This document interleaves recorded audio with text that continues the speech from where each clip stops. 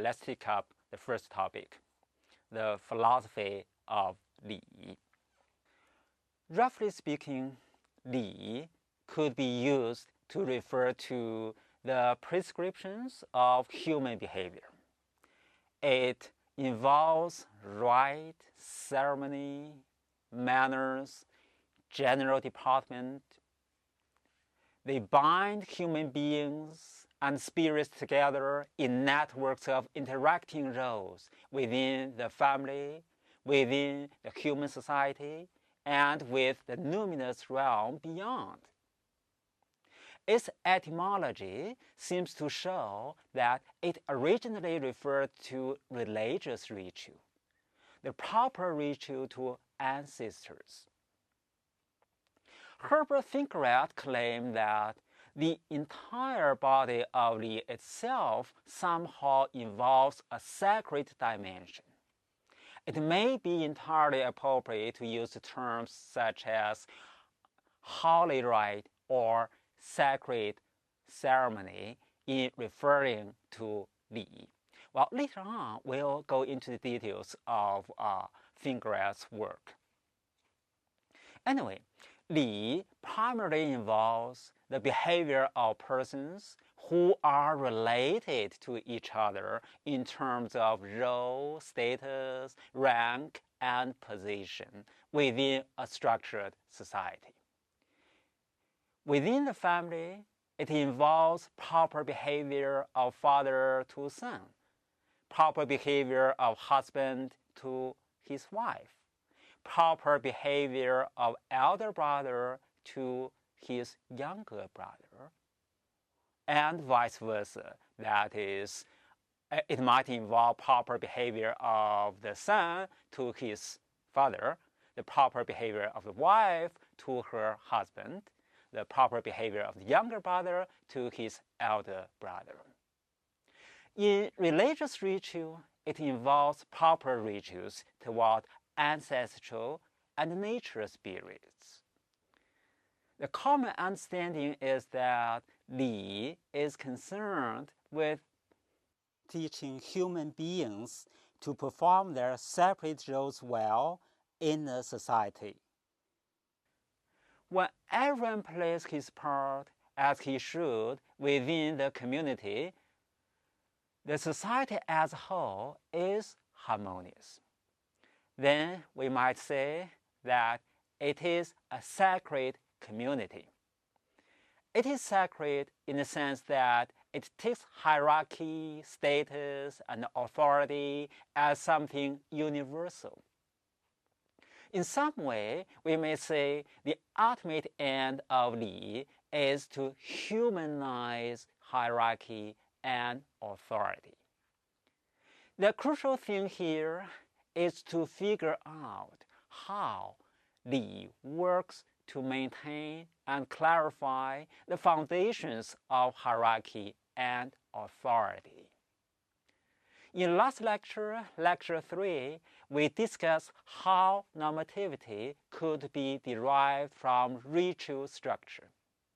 Up there, we said within the family, the father has two roles to play: role performer in the family and keeper of the familial order. As a keeper of the familial order, the father works to maintain the familial order. The familial order provides the source of authority and power within the family. This is a living source of authority and power in that they come from the father as a role performer. Central to the working mechanism of familial order is philosophy of Li. So, Li does not present itself simply with a ceremonial order. It is deeply concerned with a normative order, an ethical order that involves hierarchy, authority, and power. We see that the Li of family life is not self-actualizing. It requires the father to take an enabling role in the family. Well, this is also true of political order. The king has an empowering role to play within the kingdom. Without universal kingship, through which virtuous kings may influence an entire society, Li in itself cannot be ultimately realized. However, when Li is realized, it could work to support the institution of kingship. As a matter of fact, the system of Li presupposes and reinforces the proper networks of hierarchy and authority. When we think of ritual community of family in ancestor worship, we find that the ideal family is the ultimate source of all those values which humanize the relations of authority and hierarchy. Humanization of the relations of authority and hierarchy is in fact a form of civilization. We see that the process of civilization takes place in the ritual structure of family. This, in fact, constitutes the realization of Tao. Remember that a moment ago we said realization of Tao has to satisfy two conditions: ritual structure and the process of civilization. So Tao could be restored this way. According to Confucius, family life provides moral cultivation. The moral cultivation comes naturally in the family in that the relations of authority and hierarchy are accepted and exercised not through reliance on physical coercion, but through the binding power of ritualization of family life. The relations of authority and hierarchy exist in a civilized society. So, family life provides a source for redeeming a decayed society. It is within the family that we find the root of social virtue, and this shows a way in which politics is to be constructed. Politics is to be constructed in the spirit that maintains the harmony of an ideal family life. We will discuss Confucian politics in the details later on. So far, we have seen that there is an inextricable relationship of concept of Li to the whole network of hierarchy and authority. The normative order, for example, the ethical order, the social order, the political order, all these normative orders are based on the network of hierarchy and authority. In order to get clear how it is that Li works to underlie the normative order, we need to explore the nature of Li. In this regard, Fingerat gave an example to show how Li works to create a social fact. He examined the case of handshake. Handshake usually occurs when two strangers intend to get acquainted. Let's imagine such a scenario. At a conference, after I gave a presentation, a scholar extended his hand, signaling to me a handshake. On that occasion, I have no choice but to put out my hand subconsciously. Then we had a handshake with each other, saying hi to each other, or maybe introducing each other. Afterwards, we were no longer strangers, we become friends. The interpersonal relation was upgraded. Or we might say that a social fact was created with the handshake. Handshake is an etiquette that is used on social occasion. We did a ritual act on that occasion. This ritual act, handshake, brings about something new. In this case, it is acquaintance relation between the scholar and me. With acquaintance relation, we would behave differently. That is, we had to conform to a new norm that governed the upgraded relation. How is it that we human beings carry out a ritual act that could bring about a normative order in which our life gets regulated? Let us now examine what is going on with a specific ritual act. First, the ritual act is an intentional act. It is carried out for a certain purpose. The scholar intended to show his friendship to me with a handshake. I shake hands with him, showing that I would like to make friends with him. Second, the ritual act is a socially coordinated act.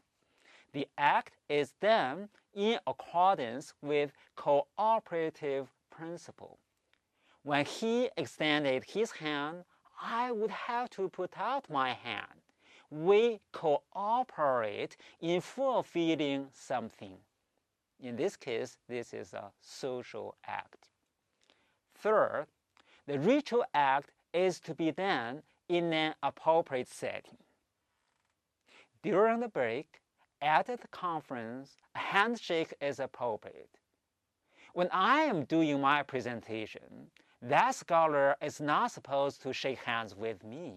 These are necessary conditions that are to be met in order for a ritual act to bring about a normative order. Well, those conditions might not be sufficient conditions. What seems to be magical is the second condition. The ritual act is carried out by coordination. I did not expect what happened after my presentation. When I found that scholar extended his hand toward me, I recognized his behavior as showing friendship to me. On that occasion, I would also like to make friends with him. In response to his behavior, I also put out my hand. And this time, he saw what I did. And he came to believe that we share the same intention, making friends with each other. And he found that his initial intention was confirmed. In the end, we cooperated, making a handshake with each other. We became friends. The crucial point is that both of us were able to grasp the subtleties of coordination. The process of coordination is a process of socialization, a process of humanization, or even a process of civilization. We human beings, we are not an inborn social being. We were born as a biological being and grow up into a social being. We need to go through a process of education or a process of self-cultivation until we become a social being, until we become a human being, a ritual being. This process starts from within the family life and then extends into the social life. Almost all of us would become a socially acceptable human being. Some would be more socially accepted than the others. Confucius classified the people as 君子 and 小人. So we have a hierarchy of social beings. 君子 is superior to 小人 in terms of degree of social acceptability. There might be even a class of extraordinary social beings who could win universal respect in the world, and Confucius called them sage kings. The human world is hierarchically structured depending on how highly a person is socialized, how highly a person is humanized, and how highly a person is ritualized. This hierarchy is different from the hierarchy based on family lineage. In the Xia dynasty and the Shang dynasty, royal lineage occupies the top layer of the political hierarchy. In the Zhou dynasty, politics was defined in terms of ritual structuring. The ruling class derived their political power from structured ritual community. The universal kingship was based on something abstract. It was based on the ritual structure. However, as we discussed in last lecture, although ritual structure as something transcendental is more objective, it is also more difficult to recognize in real politics. This raised an actual difficulty for political transference in the Zhou dynasty. The question was how the Zhou people justified their overthrow of the Shang kingship. The reason given there was that the Shang king lost heavenly mandate because of their moral and political decay.